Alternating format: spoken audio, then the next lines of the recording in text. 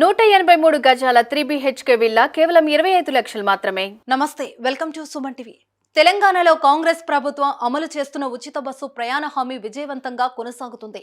రాష్ట్ర వ్యాప్తంగా ఆర్టీసీ బస్సులు మహిళా ప్రయాణికులతో కిక్కిరిసిపోతున్నాయి. కండక్టర్కు గుర్తింపు కార్డును చూపెట్టి జీరో టికెట్లను పొందుతున్నారు. అయితే కొందరు మహిళలు గుర్తింపు కార్డులు తేవకపోవడంతో పాటు ఫోన్లో చూపించడం, జీరాక్స్ తీసుకురావడంపై ఆర్టీసీ దృష్టి సారించింది.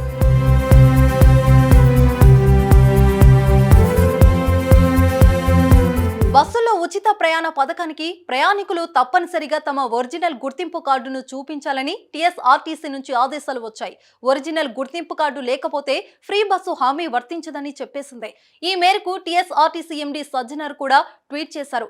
ప్రయాణ సమయంలో కేంద్ర రాష్ట్ర ప్రభుత్వాలు జారీ చేసిన ఒరిజినల్ ఆధార్, ఓటర్, డ్రైవింగ్ తదితర గుర్తింపు కార్డులను చూపించి జీరో టికెట్లను తీసుకోవాలని సూచించారు.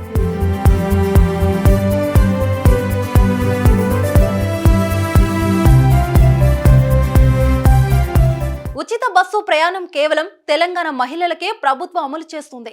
ఇతర రాష్ట్రాల ప్రయాణికులకు ఈ హామీ వర్తించదు. అందుకే ప్రయాణ సమయంలో గుర్తింపు కార్డును తప్పనిసరి అని చేసింది. అయితే కొంతమంది మహిళలు కనబడని జీరాక్స్లు, ఫోన్లలో గుర్తింపు కార్డు ఫోటోలు చూపెట్టి ప్రయాణిస్తున్నారు. అవి క్లియర్గా లేకపోవడంతో కండక్టర్లకు గుర్తించడం కష్టతరం అవుతుంది.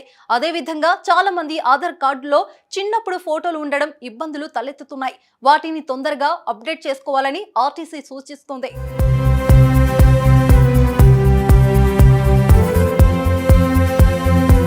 ఇప్పటి వరకు ఎలా ఉన్నా ఇకపై మాత్రం ఒరిజినల్ గుర్తింపు కార్డు ఉండి తీరాల్సిందేనని టీఎస్ఆర్టీసీ వెల్లడించింది. గుర్తింపు కార్డులోనూ ఫోటోలు స్పష్టంగా కనిపించాలని సూచించింది.